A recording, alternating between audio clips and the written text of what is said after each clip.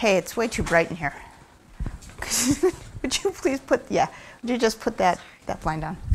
Hey, don't forget to get a handout. There's a handout. What century did we last see the Neo-Assyrian Empire?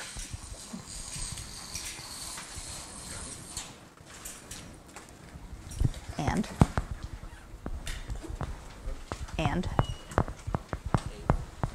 What century did we last see the Neo-Assyrian Empire?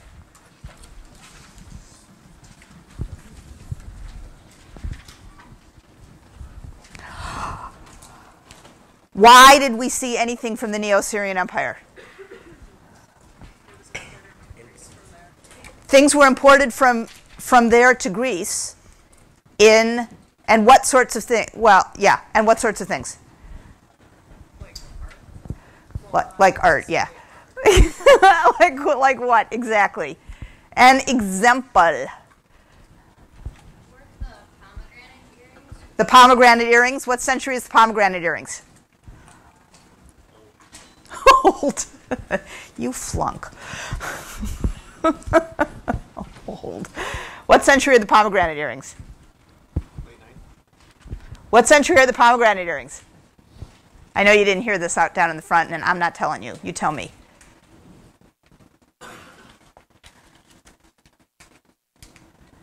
Got that little chart. What did I tell you about the chart? Start every day with the chart. By gum, I'm going to train you folks to do this.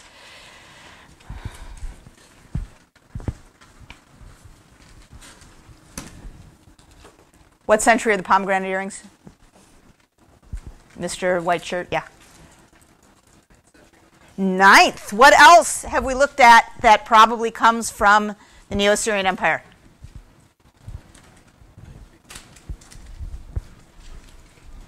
You in the gold sweatshirt in the back there. She got me. You folks, you think you can hide all the way back there. You cannot. I see you. What else? What else? Somebody around him, help him.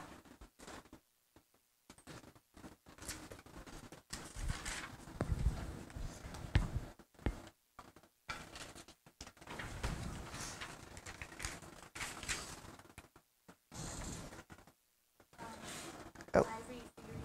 Ivory figurine. What's the century? Is that what you were going to say? You would have been right. Yes, ivory figurine, 8th century. Neo-Assyrian Empire, 8th century.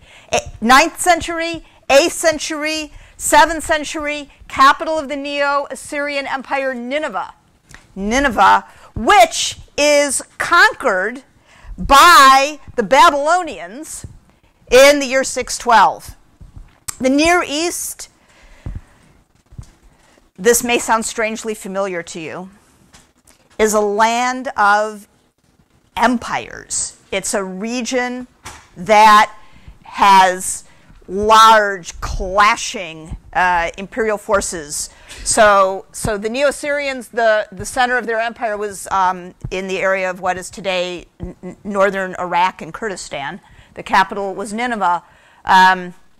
The Babylonian Empire, whose capital was in the area of modern-day southern Iraq, and the capital city was at Babylon. The kings there conquered first the Neo-Assyrians and then swept down into the area of the Levant. Now, I point out to you when you look at this map, we've been over here, right? And then actually yesterday we were over here. We were in Italy, over here.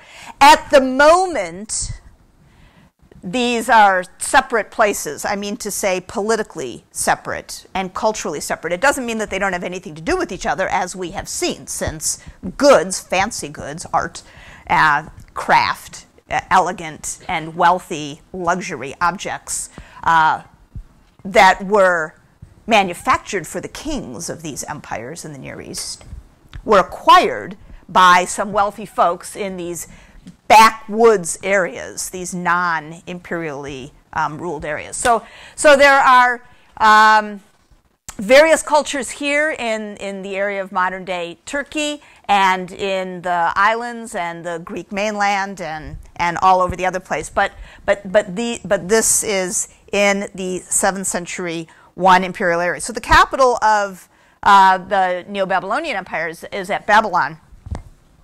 And the city of Babylon was fabulous city, gigantic, beautiful, amazing architecture like this, which was one of the main entrances to the city and was called the Ishtar Gate. Ishtar is a goddess of ancient Babylon. And this is the Ishtar Gate today in a museum in Berlin, Germany, because German archaeologists excavated Babylon back in the 19th century, and they took the Ishtar Gate back to Germany with them, and that's why it stands there today. Here in this reconstruction drawing, you see the Ishtar Gate drawn in one of the main entryways into the enormous monumental city of Babylon. Well, the Neo-Babylonian Empire itself didn't last very long. Sometimes empires last for a long time, sometimes they don't. The Neo-Assyrians held on for quite a while. The Babylonians were conquered within 100 years by a fellow named Cyrus. Cyrus left a record in cuneiform of his accomplishments, and that record has been found. This is called the Cyrus Cylinder, and you can see all these little lines of cuneiform writing on it. Dates to the year 539 BCE. You can look at this today in the British Museum. That's where it sits. And here is part of what it says. Cyrus proclaims that a weakling was installed as the protective master of his country, meaning Babylon. And upon the complaints of his subjects, the Lord of the gods became terribly angry, and he departed from their region. But Marduk, who is a Babylonian deity, who cares for the fact that the sanctuaries were in ruins and the inhabitants of Sumer and Akkad had become like the living dead, turned back his countenance and his anger and had mercy upon them. He scanned and looked for a righteous ruler ready to lead them. And he pronounced the name of Cyrus, king of Anshan, and he declared him to become the ruler of all the world. You have to have a very healthy ego if you're going to be an emperor, let me say. Marduk, the great lord, a protector of his people, beheld with pleasure Cyrus's good deeds and his upright mind, and therefore ordered him to march against his city of Babylon. He made him set out on the road to Babylon, going at his side like a real friend. I love that. His widespread troops, that is to say the troops of Cyrus, their number like that of the water of the river could not be established, strolled along, their weapons packed away. Without any battle, he made him enter his town, Babylon.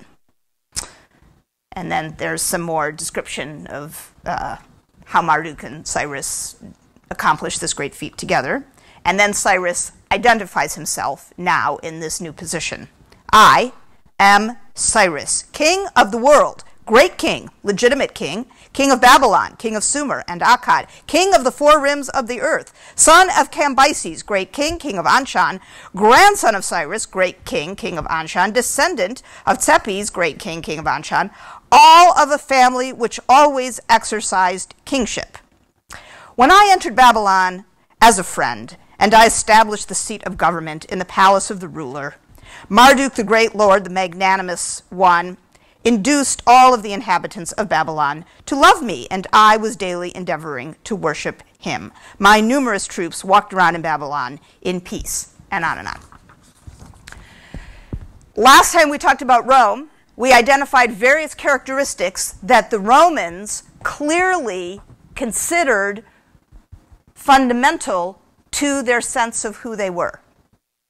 Cyrus, in the Cyrus Cylinder, proclaims a narrative and a series of accomplishments that provide a template for understanding how his empire ought to be viewed. What were the characteristics of it? What are some of those characteristics? Quickly, chat among yourselves. Chat, chat. That's true. You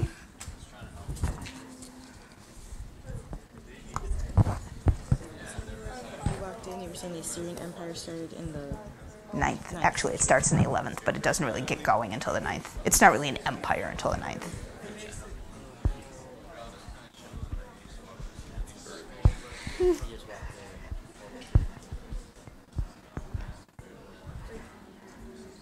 Cool good, Cyrus, hey?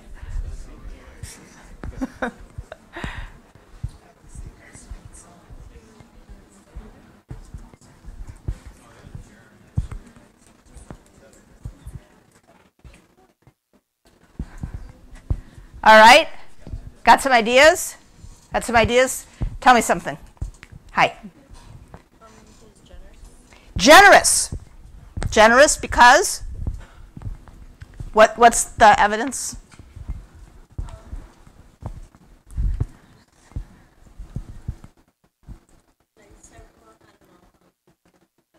I mean, what of the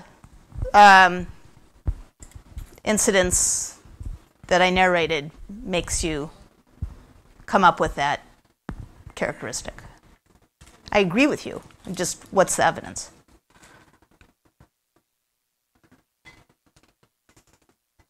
Generous? Anybody else get that for something similar?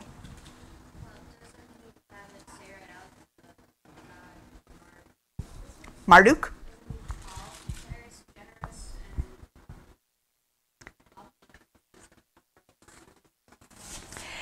Cyrus is, yes, he has an upright mind, so that would be a different characteristic, more like integrity.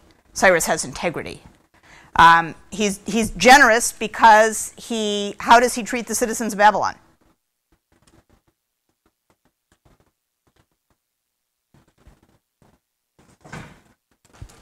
Eagle. How does he treat the citizens of Babylon?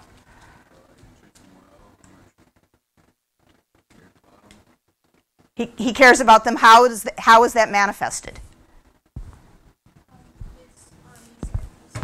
His armies are peaceful. His troops walk with their weapons packed away. What else? So the guy has integrity. He's generous. What's the deal with all these troops? Powerful. He's powerful. Right. His troops are in number like that of the water of a river. They could not be established. Oh, that's so cool. So he has vast quantities of troops, which he does not need to deploy. Isn't that interesting? To have such an enormous army, but everybody loves you so much that you don't really need to use that army. Those soldiers probably just love being his soldiers. No need really to even have any weapons, except that they do, of course, but packed away by their side. What else? Oh, I already called that. What else? The gods are on his side. How do you know?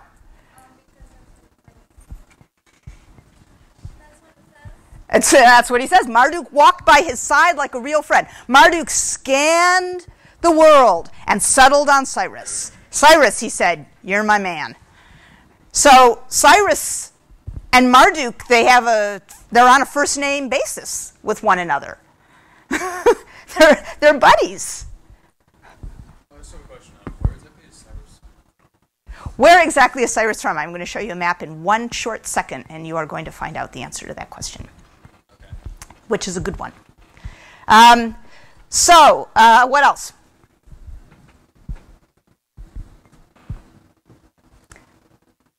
He's upright, he has integrity, he's generous, he's extremely powerful, but also pacific. He's not warrior-like.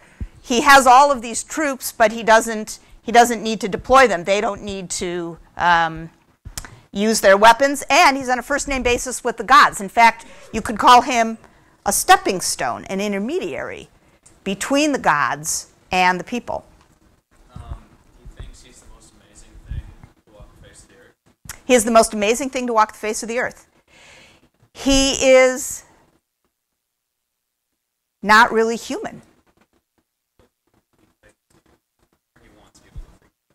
He wants people to think that he is what?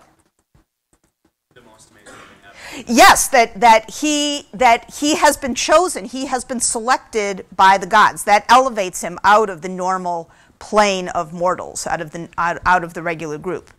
He's promoted. He's one step up.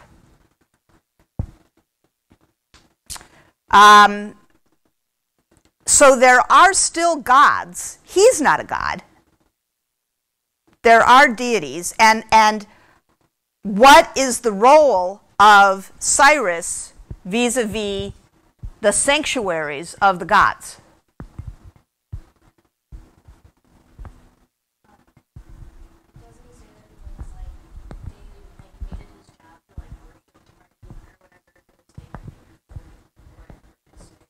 Right. He maintains the sanctuaries. He provides daily sacrifices. He's not only the intermediary in terms of protection, he's the intermediary in terms of worship and communication.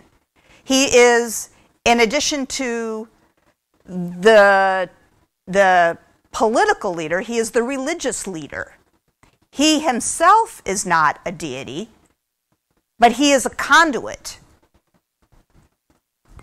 So all the roles are wrapped up into one personage. Cyrus comes from this region in here, from the area of modern-day Iran. Anshan is the area in southern modern-day Iran. And with his conquest of Babylon, the Neo-Babylonian Empire, which was pretty sizable and pretty powerful for almost 100 years and had knocked off the Neo-Assyrians, who themselves had been pretty powerful and even more sizable. With that, Cyrus incorporates all of the lands that had been part of the Neo-Babylonian Empire into his and expands his domain to create a new empire that we call the Achaemenid Persian Empire. The Achaemenid Persian Empire, you know, I agree with you. There's something funny about this screen. I know. I don't understand why. I'm not doing anything about it now because when I do, it undoes the recording and starts it all over again, and that's very confusing. But I'll have to look into this. All right, so the Achaemenids made up an ancestral founder who was called Achaemenes. So like we have Romulus for Rome, we have Achaemenes for the Persians. And they founded this empire. It lasts from the conquest of Babylon in 539 for just over 200 years until the time of Alexander the Great. This is the empire that Alexander the Great invades and conquers. So for the next 200 years, while Rome grows and takes over its city and its peninsula and starts to expand out of the peninsula of Italy, and as we'll see beginning next time, the city-states of Greece grow more and more powerful. All through that time, all of this territory is part of this one imperial force. Now, here's the thing about empires. Unlike a city or a kingdom where everybody who lives there is the same ethnic group or cultural group or religious group, It's one people. An empire is a political overlay on many different peoples and cultures. And so, there's no need to assume that every place within the empire is following some kind of central order from the capital of the empire. That's not how empires work. Empires are really this inside these dominions, inside this boundary, all these different cultures were required to do two things: not make trouble for the capital of the empire, which is here at Persepolis, which is a Greek name which means city of the Persians.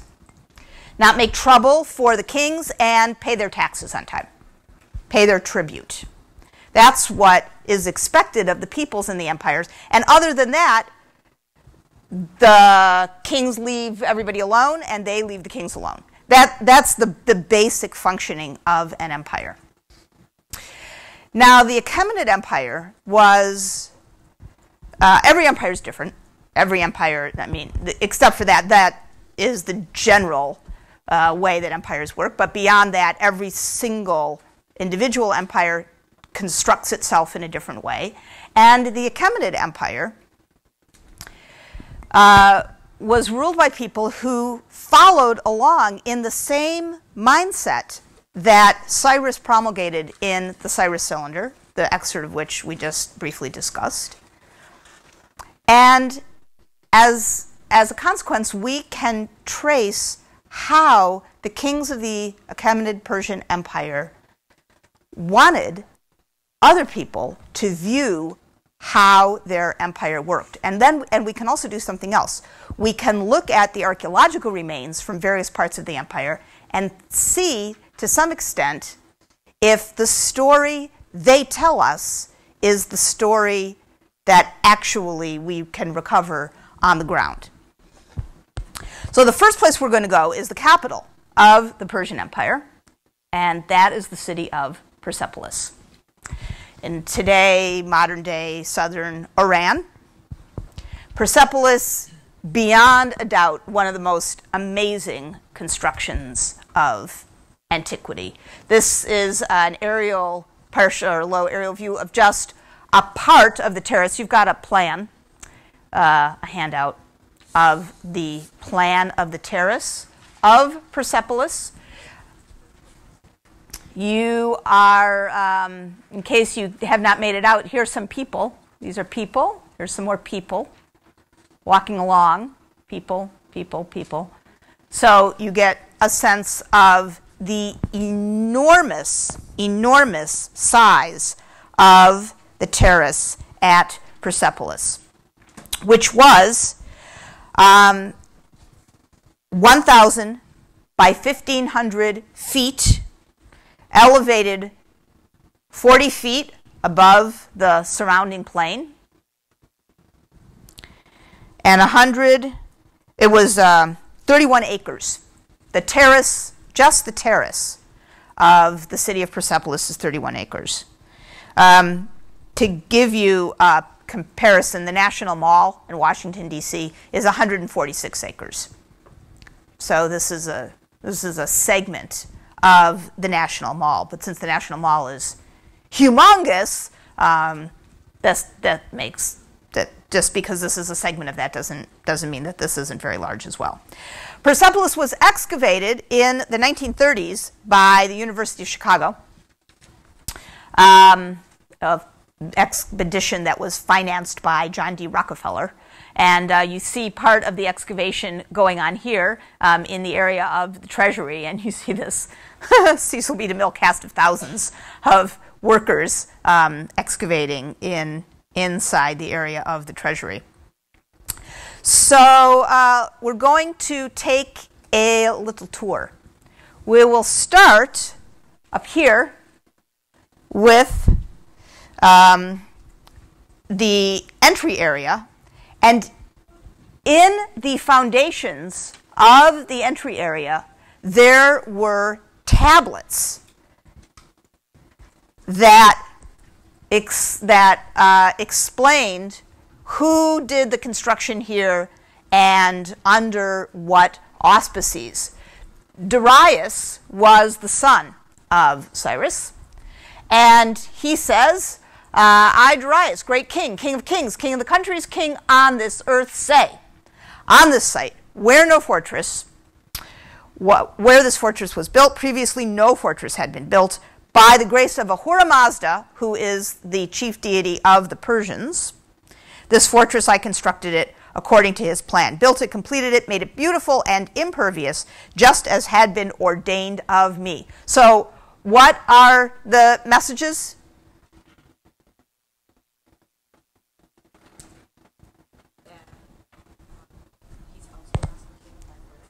That he's also he's an awesome king by birth. That he is a great king and an awesome king by birth. What else? Somebody in the direction of my finger before I pick on somebody in particular. What else? Look at the list that you just came up with from before of Cyrus. Hand in hand with the gods. Thank you very much.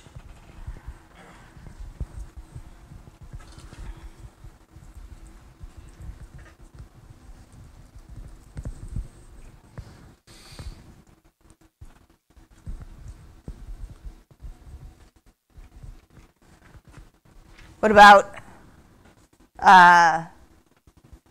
this part?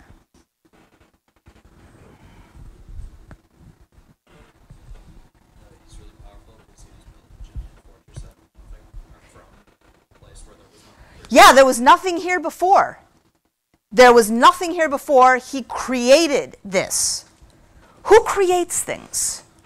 Who creates great things from nothing? Deities. He doesn't call himself a deity, but the actions that he proclaims he's responsible for are godlike actions. This amazing place was put here where there had been nothing before. I created it. I created it anew. Entering the city, you see that Persepolis is walled. And there are towers. And there is one main entry. One main entry, which was called the Gate of All Lands. Absolutely enormous, with a double stairway graded very, very gently and double wide so that animals could ascend, because animals were needed for sacrifices up top. So processions could enter through this monumental double stairway, and here is a reconstruction. There are several very, very good websites about Persepolis on the course website. If you go to the course website and helpful site and subject links and archaeology of Greece and Rome, I know this is neither Greece nor Rome, but that's where I put it. And there's a whole string of Persepolis sites, and this reconstruction comes from one of those. So you see here the great open double stairway, and when you walk up and in, you come to an open square set of pylons that the successor to Darius, Xerxes, built, and so it's called the Gate of Xerxes. It's labeled on your plans. And you see that it is adorned with amazing, mystical creatures with the face of a man and the body of a lion or a bull or anyway some extremely large quadruped and wings. So the magical, gigantic, protective spirits adorn this. These kinds of creatures are known from earlier Near Eastern palatial structures. This is a common sort of protective sculpture that adorned gatehouses and entryways to palaces in the Neo-Assyrian period and in the Neo-Babylonian period as well. And these amazing composite mythical creatures were called, in the Near East, Lamassu, Lamassu, Lamassus. So there are these Lamassus adorning the gate of Xerxes. And when you get through the gate of Xerxes, which is right over here, you are in the front of the terrace where there are two large buildings, the Hall of 100 Columns and the Apadana, which means audience hall. And these are labeled on your plan.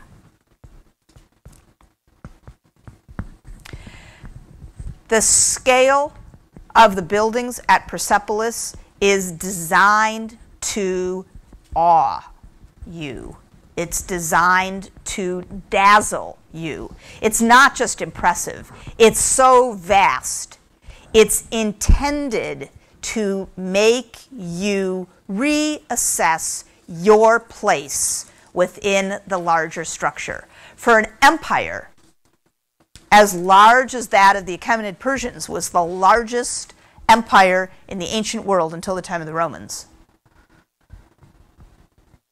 For an empire, this capital was constructed to reify your sense that you were small and the political structure in which you lived was large. The doors into the Hall of 100 Columns were decorated with reliefs.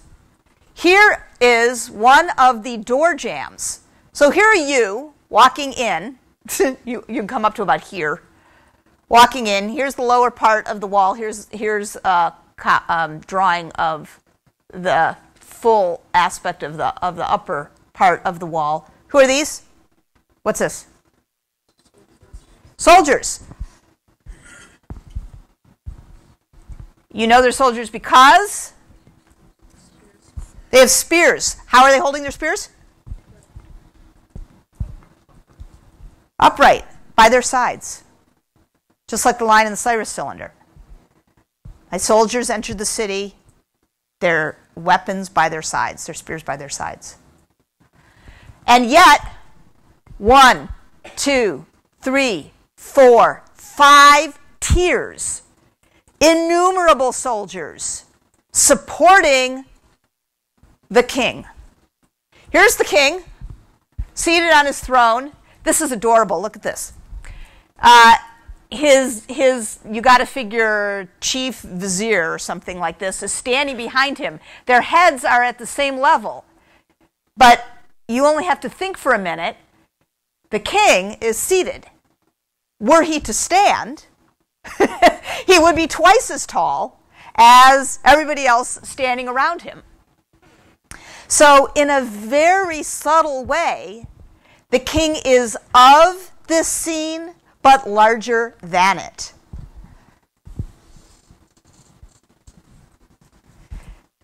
This is a nice way of displaying who's in charge.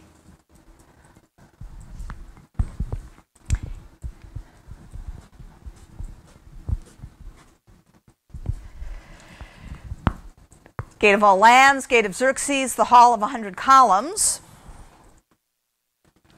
This building here, all the little dots, incidentally, all the teeny wee little dots everywhere are columns. Many, many, many columns. The treasury, so-called because in the excavations there by the University of Chicago, fantastic things were recovered. Here you're looking down at a view, a modern view. Were you to attempt to go to Persepolis today, which you cannot because it's in Iran. But Iranians go there all the time. It's a great tourist spot for Iranians. This is what you would see. These are the remains of the treasury. Inside the treasury were found another entire relief of the sort that was at the top of the door jamb in the Hall of 100 Columns, and here you see it. I forgot to point out when we were looking at the other one, the figure that's on the top of it, but I'll get to that in a second. Inside the treasury, so there were There were these spare reliefs as if they had been adorning other door jambs, but there was some reconstruction going on, and so it was being stored. Weights, official weights. That's what both of these are, for scale weights. And, oh, good. Who's this? Right, yeah. This is the representation of the Persian deity Ahura Mazda. So here, Ahura Mazda floats above the canopy under which the king sits. This is the drawing from on top of the door jamb relief in the treasury. So again, showing you in stone the same story that was told in the inscriptions, that the king is under the protection of and is the conduit to the deities, in this case Ahura Mazda. So, like I said, wonderful things were found in the treasury, and it's amazing that there was anything found in the treasury, because Alexander the Great took it. I mean, he came to Persepolis, and he burned it, and he took a lot of stuff, which is how he got all his money to do all the other things that he was going to do. But he left a few things behind, which was nice for the excavators who worked here in the 1930s. So among the fantastic things found in the treasury were carved stone dishes and stone perfume bottles and glass vessels. Glass had just recently been invented, and this was carved rock crystal glass. There was no such thing as blown glass yet. It hadn't been invented. And metal vessels. This is a drawing of a bronze bowl, a beautiful bowl that you would have held in your hand and used for drinking. And other sort of funny items, too, found in there out of clay, and surely these clay versions were copies of more elaborate metal versions, which we no longer have. So elaborate vessels such as this with animals on either side, or what kind of vessel is this? Somebody back there? Tell me. It's a weird, impractical drinking vessel that's got an animal figure on it. What kind of vessel is that? What kind of vessel is that? Okay. Yes. A rhyton. R-H-Y-T-O-N. All right. So we have the main gatehouse. We have the Hall of 100 Columns, which is almost certainly a kind of throne room. We have the treasury. So far, we have lots of official, administrative, and economic functions for the Persepolis terrace. And then we have this building, which was the main reception hall. It's called the Apadana. And this main reception hall was the place to which every year delegates from the provinces of the Persian Empire came with offerings. So it was the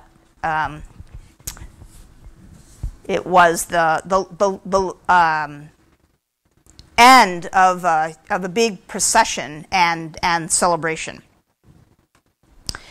And here you see a view looking across the Hall of 100 Columns again to the Apadana. So this is the building now that we're going to. The Apadana has these huge columns and, like the Gate of All Lands, double stairways, actually both on the east side and the north side, coming in. Let's take a look for a minute at the columns, which were very, very impressive. The Apadana had 36 columns, 6 rows of 6 columns each. They stood 60 feet high. And as you can tell from just getting a glimpse of this business at the top, they were pretty elaborate. They had varying sorts of capitals at the top of them, double-headed griffins, double-headed lions, and also double-headed bulls. And enormous bases, and here you see a kind of a reconstruction of the bottom and then the upper part of one of these 60-foot high capitals. So you can only dimly imagine how exotic and glamorous and dazzling the Apadana must have been, with these tall capitals with their protective animal entities jutting out on either side when you would look way up high above you, and then probably tapestries hung from the upper areas, and this huge room with these 60-foot high, 36 60-foot high columns with these animal figures at the top. The walls of the Apadana, as you entered, were covered with sculpture.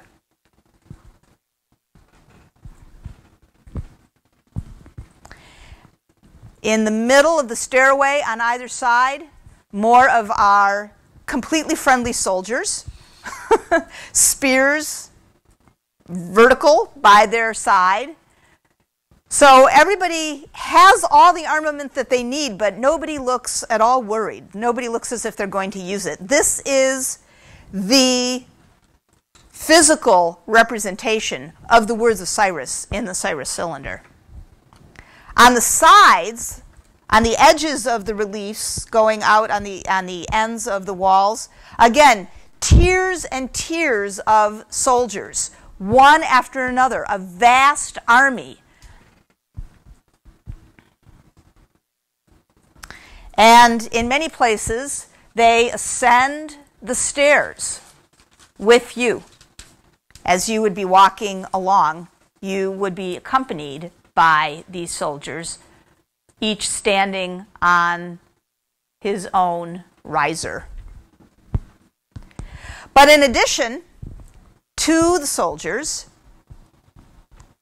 there were lots of other people represented as coming along. So there are dignitaries, nobles, and they walk along sometimes singly, sometimes in pairs, sometimes they all face forward, sometimes they turn around to talk to one another. They're holding cups, they're holding various things. Here this one is turning around to talk to somebody who's actually stepping up onto the next step. So it's designed, of course, to make you feel it's almost as if you're looking on either side in a mirror, and as far as your eye can see, there are more representatives in their calm and unhurried and friendly way moving along with you. There were attendants and priests bringing spices and cups of things and animals, probably for sacrifice, and a seat for somebody to sit on or a footstool to put their feet on. And they are also ascending the steps and moving along. So the world of the imperial court, the soldiers, the dignitaries, the nobles, the priests, the attendants, are all here permanently, forever, adorning the walls and participating in the event. And in addition to the soldiers and the dignitaries and the nobles moving up and along, there were represented on both the north and the east sides of the Apadana, moving along right by the stairways,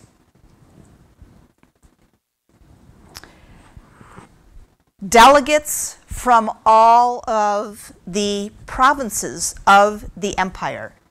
every single province of the far-flung empire represented in stone, coming with offerings to the king.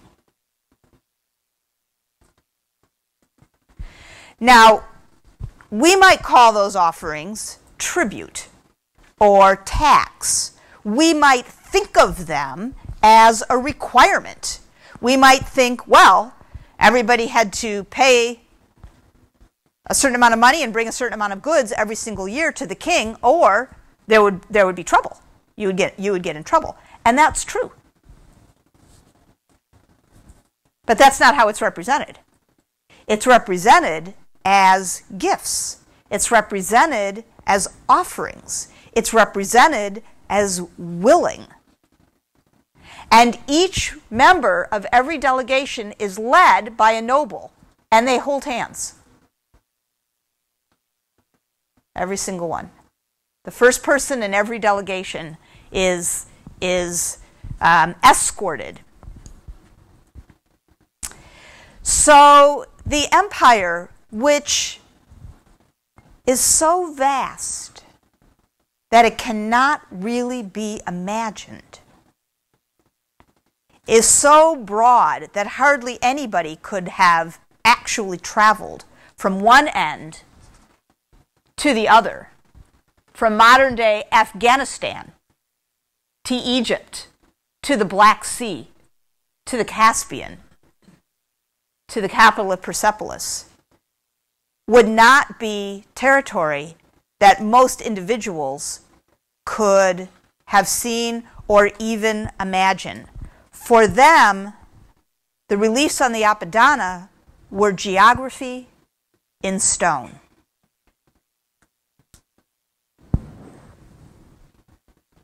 Let's look at what some of the members of these delegations are bringing. Syria.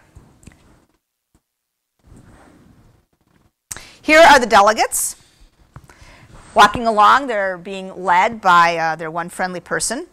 Here's a detail of this fellow down here. He's holding two very specific looking vases. And here is a better detail so that you can see.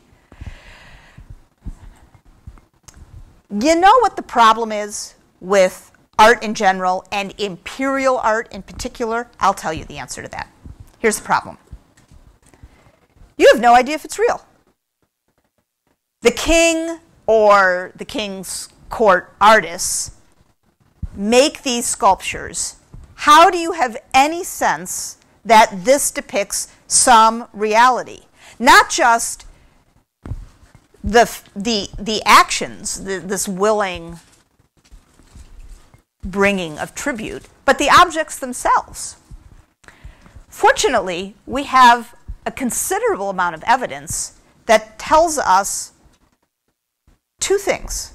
One, these objects are indeed, the objects that are depicted on the Apadana, are indeed representations of real things that existed. So here, for example, is a gold and silver vase, very, very similar to the vase that's represented here in the hands of the Syrian delegate with animals coming out of the top and its narrow-ribbed body and decorated band here and so on.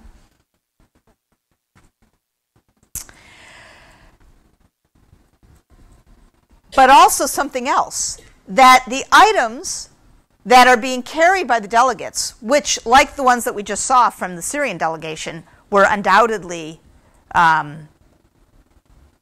valuable, precious materials, gold and silver, that those items, so here, for example, is one of the Armenian delegates, and he too is holding a very elaborate vase with fancy animal finials.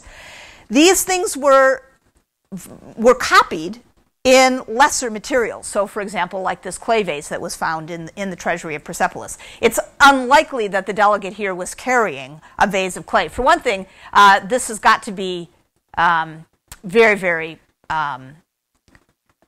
precious to be brought as an offering in the up and down a procession, and for another it must be kind of heavy, the size of it and the way that he's holding it so carefully, and so it's much more likely to be metal instead of clay.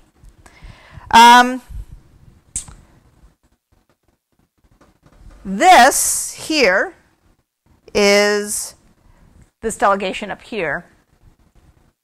The delegates all look different. Each one of the delegations look a little different. They have different costumes. They have different dress. They have different hats. They have different shoes. And they have sometimes goods or other things that are specific to the places from which they come. So this delegation has this kind of camel with 2 humps. You know what kind of camel this is?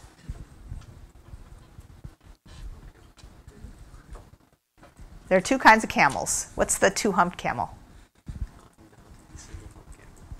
It's not a single-hump camel. You know where these come from? 2-hump camels?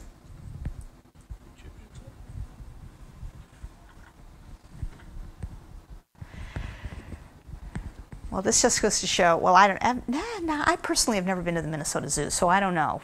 I was going to say this goes to show that people are just don't go to the zoo anymore. But maybe we don't have this kind of camel at the Minnesota Zoo. There is? Oh, so you just don't remember. You probably don't read the captions. You don't read the captions, right. A 2-humped camel is called a Bactrian camel. Where is Bactria? It's in the empire. It's in the empire. Where's Bactria? What's the modern country that was ancient Bactria? Close. Modern country that was ancient Bactria. Say what? No idea. Modern country that was ancient Bactria. It's amazing what you can learn in this class. Afghanistan. Afghanistan is ancient Bactria. So these folks, is that what you were going to say? So these folks come from Afghanistan. And so they have a Bactrian camel from Bactria. And also they have, they're carrying, the delegate is carrying a certain kind of special cup here that's distinct to those of the Bactrian delegates. And again, you have to assume that these would have been silver or bronze, some kind of precious metal. But here's something very, very cool. Excavations in Bactria, that is to say, in Afghanistan, have discovered clay vessels that look very much like the vessels that are being held by the delegate on the Persepolis reliefs. So this is the second thing that the reliefs tell us, which is that people are depicted as bringing precious goods that are specific to the place from which they come.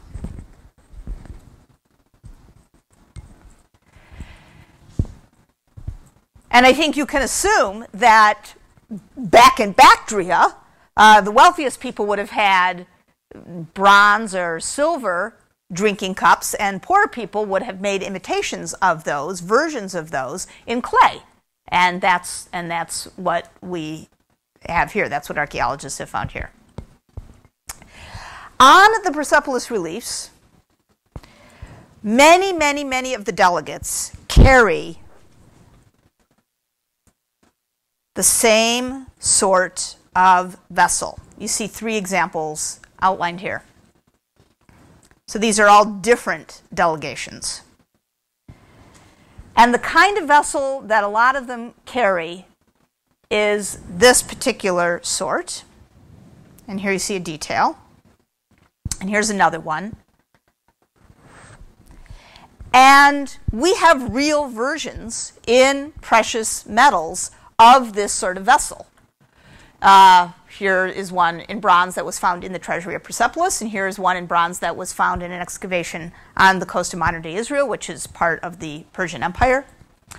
And these sorts of vessels are called, by archaeologists, Achaemenid bowls, because they're very popular and very specific to the Achaemenid period and places in the Achaemenid Empire.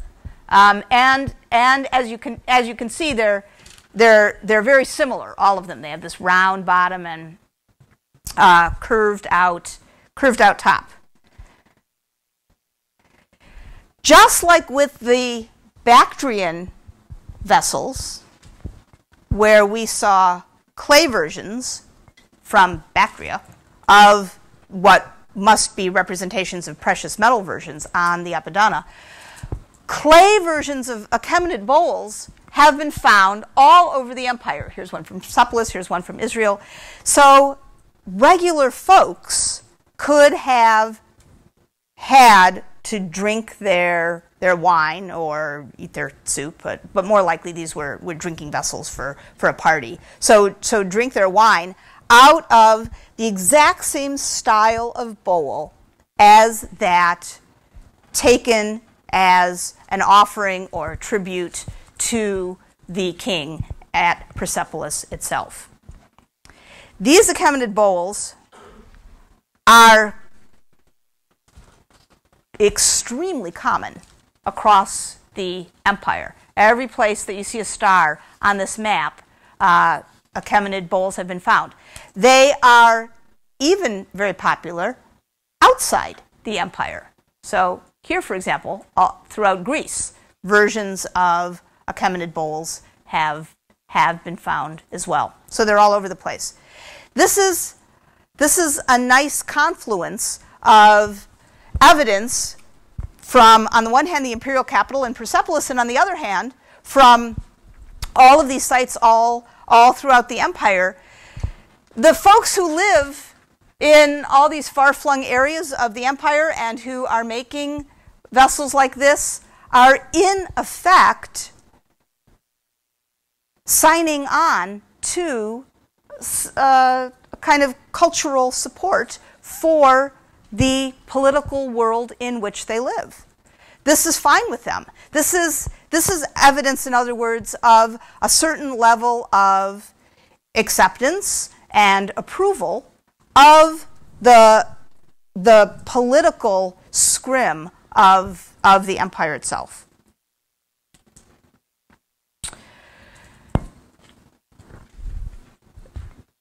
Reception area, throne room, economic center for the treasury. So these are a lot of public and administrative functions represented on the terrace at Persepolis. What is the one thing that we don't have here? Living space. But actually we do have living space. All of this area here were royal palaces. What's the last kind of environment we saw where gathering areas, administrative areas, economic areas, and religious areas were all combined into one?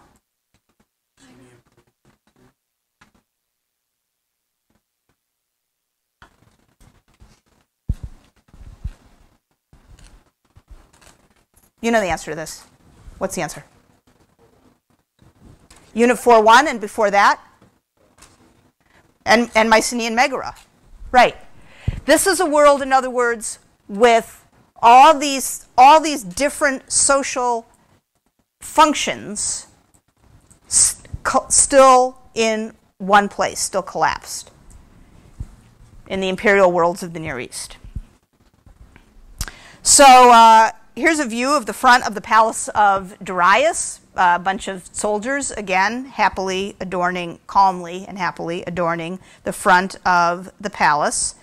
And behind the palace of Darius is the palace of Xerxes. Here are door jambs from the palaces. This is a door jamb from the palace of Darius. This is a door jamb from the palace of Xerxes. So here's Darius, Darius, and a lion They are fighting. Sorta.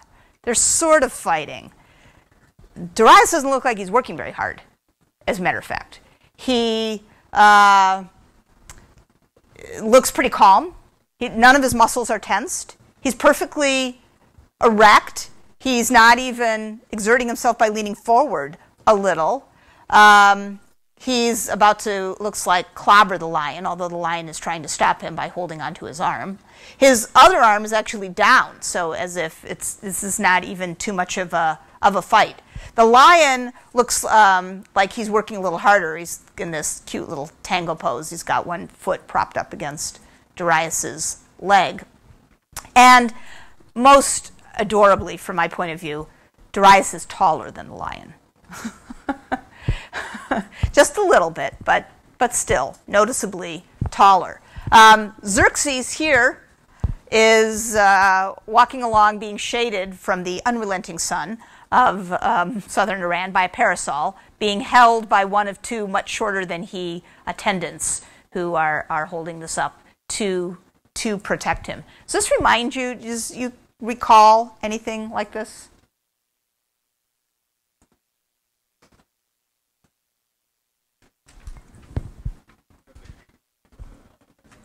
There was.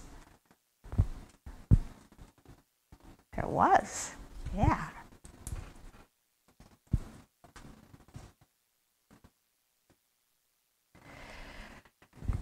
This is the image of the king.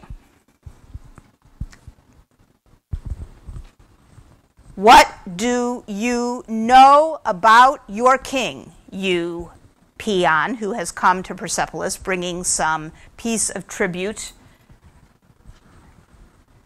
What do you know about your king from these representations?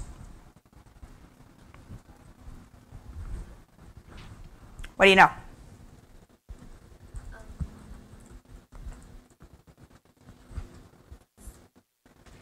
The gods. He is Linked with the gods. How do you know? The lion. He's linked with the gods? Like a connection with them. And how do you know? The lion's not a god.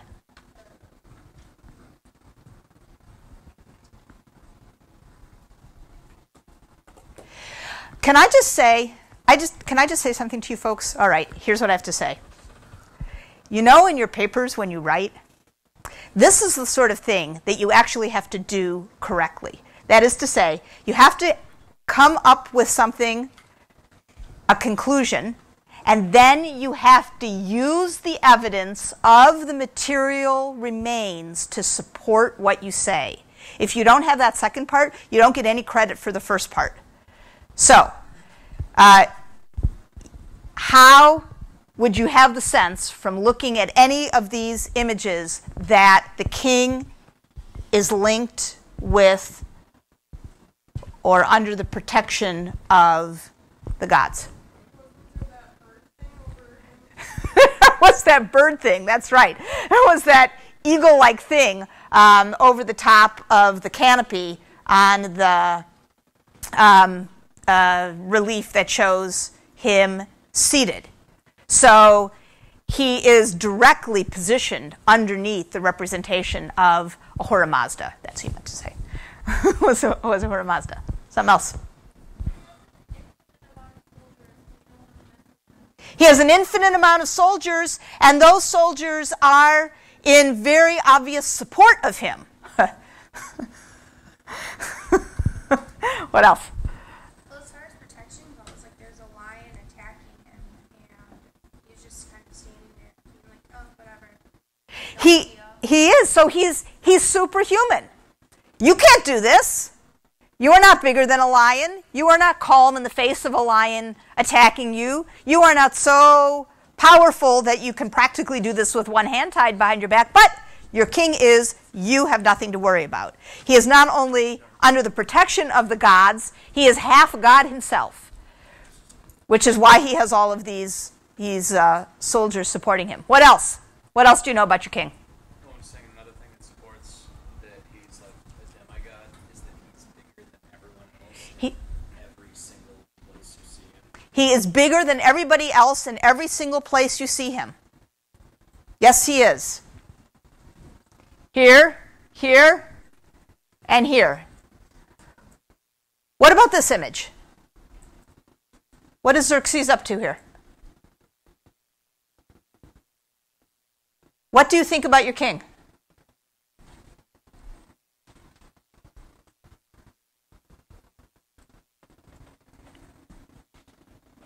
Let me put it to you like this.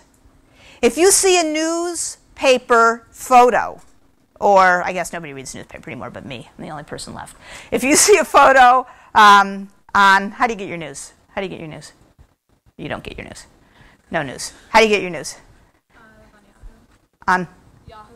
On Yahoo. All right, so you see a photo on Yahoo, I guess. It's got President Obama. And he is, I saw a photo like this about a month ago. President Obama and Vice President Joe Biden were having lunch together in some divey little place in D.C. They each had a burger and fries. Why? Why did the White House release that photo? What are you supposed to think? To like him because he shows he's like you. What are you supposed to think here? He's personable. How would you? Well, he's out taking a stroll, presumably in his palace grounds where other people are working. He's out taking a stroll on the palace grounds. He what? No, Obama, you mean? Yes. Yes. Yeah. That, of course, was before that front page article about how nobody should eat ground meat anymore. But yes, for him, right. So it wasn't just the place, it was what they were eating. The White House was very careful to release what each person ordered. And they each paid their own bill. The White House told us that too. So he's out taking a stroll on his palace grounds. What's with this? What's with that? He needs protection from the sun, just like everybody else. Okay, he can fight lions. Okay, he's got under the protection of Ahura Mazda. Okay, tears and tears of soldiers support him. Okay. But he is a good guy. Yeah, he's a good guy. He's kind of like us. Suns get hot. You need a little covering. You need a little help. I'm sorry, I'm confused. I thought you said that one was Xerxes. This is Xerxes. This is Darius. Okay, just making sure. So we're just talking about kings in general. We're not talking about. We're talking about the Persian king and how the Persian king wanted to portray himself to his subjects.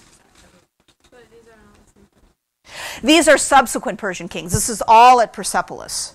So on the terrace of Persepolis, there was the palace of Darius, and then behind it, his son and successor Xerxes built his palace. I'm sorry. All right. Yeah. So these are two. This is a successor king to this king. Do I have the dates for their reigns? Yes, I do have the dates for their reigns. I even wrote this down specifically, thinking somebody might ask. Darius, 521 to 486. Xerxes, 485 to 465. Darius, 521 to 486. Xerxes, 485 to 465. So what century is Xerxes?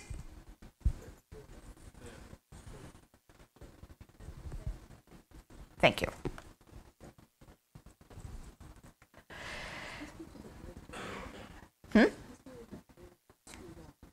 They lived a long time. That's when he was king. That's not his lifespan.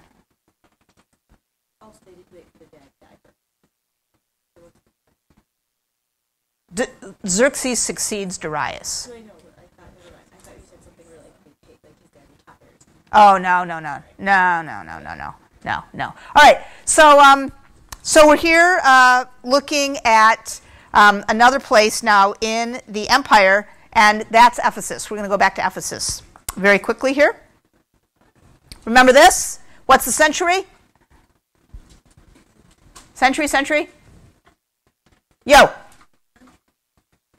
Folks.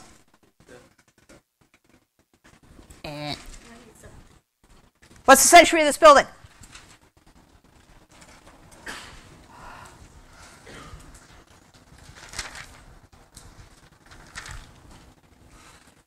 You folks need to be more. What century of this building? The 8th century. 8th. Thank you very much. 8th century. So in the 8th century, you recall the settlement at Ephesus built themselves a shrine. They were a very wealthy settlement. Lots of the goods, the luxury, the wealth of the settlement went to something that was communal as opposed to something that was individual. It went to the sanctuary. The sanctuary remains important to that settlement through the 7th century. And in the 6th century, there is a sort of tyrant in charge of the city of Persepolis. He lives within the realm of the Persian Empire. And he decides that he is going to build a new temple. That temple was too old. Here's the plan of the building that you just saw. And here is what the person who's living at Ephesus in the 6th century builds.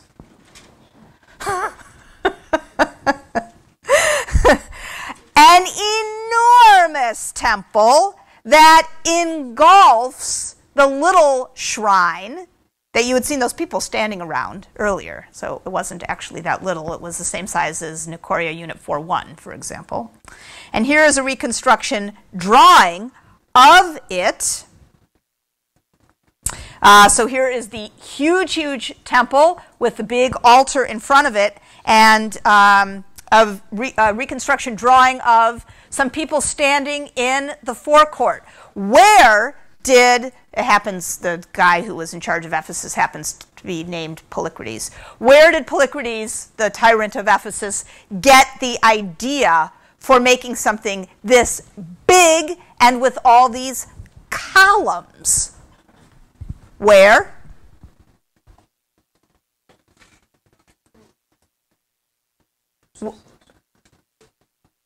Yeah.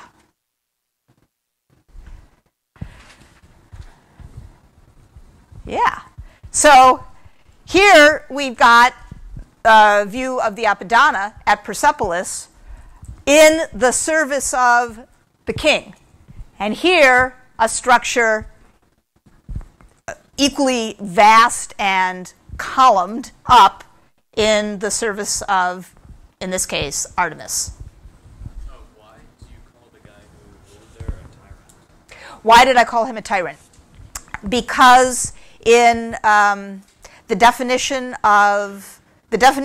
provided by the ancient Greeks for the various sorts of rulers of cities, Greek cities, in the 6th century BCE, they called them, each one was called a tyrannos, which translates for us as tyrant. And a tyrant was a person who seizes power and holds it by might as opposed to by the agreement of or the election by the people.